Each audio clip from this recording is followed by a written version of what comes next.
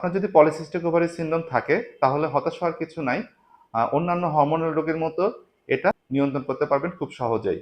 প্রথমত আপনার যদি ওজন অনেক বেশি থাকে তাহলে ওজন কমাইতে হবে। ওজন কমানোর জন্য আপনাকে একটা ডায়েট চার্ট মেনে চলতে হবে এবং একটা নির্দিষ্ট জীবনযাপন পদ্ধতি বা লাইফস্টাইল মডিফিকেশন এর মধ্যে যেতে হবে। অর্থাৎ আপনি প্রতিদিন এক্সারসাইজ করবেন। এক্সারসাইজটা হতে পারে হাঁটা, দৌড়ানো, সাঁতার, সাইক্লিং, যেকোনো এক্সারসাইজ হতে পারে যেটা আপনার জন্য সুবিধা হয়। প্রতিদিন ০.৫ ঘন্টা থেকে ১ ঘন্টা ধরে যদি আপনি এক্সারসাইজ করেন তাহলে সেটা আপনার শরীরে যে মেটাবলিক ফাংশন আছে সেটাকে ঠিক করবে এবং একই সাথে আপনার মাসিকটাকে নিয়মিত করতে পারে এবং সেটা আপনার গর্ভধারণে সহায়তা করবে। এর পাশাপাশি আপনাকে একটা ডায়েট চার্ট মেনে চলতে হবে। সেটা আপনি একজন ইনফার্টিলিটি স্পেশালিস্টের পরামর্শে অথবা একজন পুষ্টিবিদের পরামর্শে একটা নির্দিষ্ট ডায়েট চার্ট মেনে চলবেন। ডায়েট চার্টের মধ্যে আপনার সহজ কথায় বললে যে আমরা খাবার খাই তার বেশিরভাগই হচ্ছে শর্করা জাতীয় খাবার।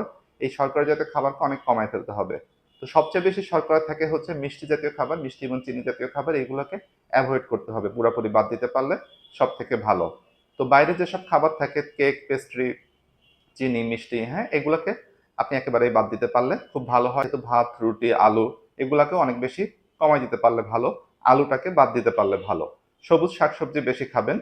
মাছ, মাংস যেগুলো প্রোটিন জাতীয় খাবার, ডাল, ডিম, দুধ এগুলো আপনি পর্যাপ্ত পরিমাণ খেতে পারেন। আ তো আপনাকে একটা ডায়েট চার্ট মেনে চলতে হবে।